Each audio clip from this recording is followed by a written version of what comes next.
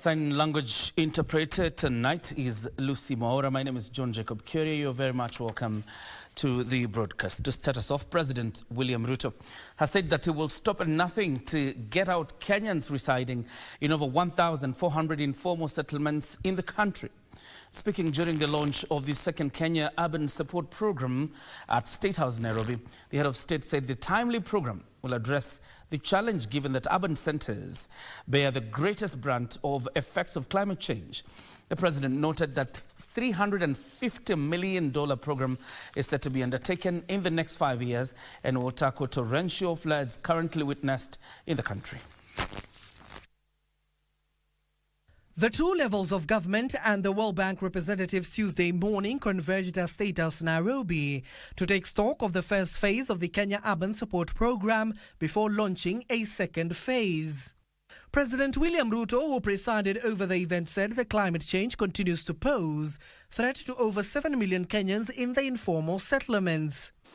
There is no doubt that climate change will continue to pose mounting challenges to our development and serious threats to human health and safety, especially in urban areas, where 60% of residents live in informal settlements.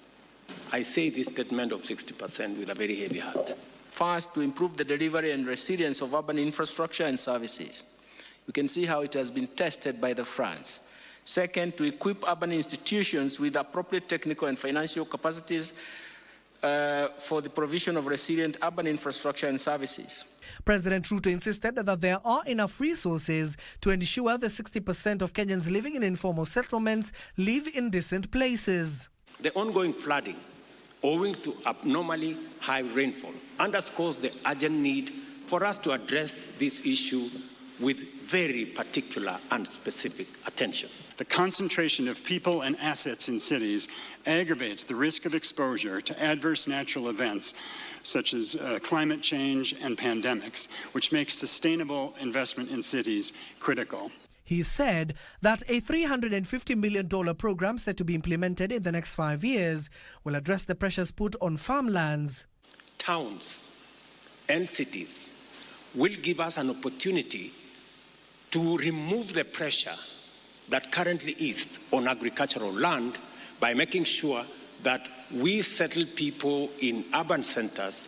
The first phase saw massive investments in urban infrastructure and services within the 59 benefiting municipalities, in the 45 benefiting counties.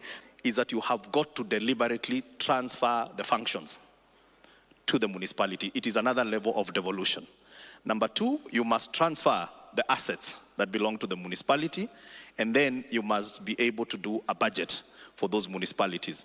Without those three key things, the money is still not yours. Because failure to account for these funds may impact on further disbursement to the affected counties. It is not a warning, it's actually a matter of prudence. One of the key focal points of a Kenya Urban Support Program Phase 2 is its commitment to supporting the transition of refugee camps into integrated host communities and refugee settlements. Because it's not easy to host the size of the refugee community that we have, the load that we have. At the moment, 700,000 refugees are here in this country, in Dadaab and Kakuma. And this is the spirit of burden sharing in the world as opposed to burden shifting. Abdiaziz Hashim for Prime Edition.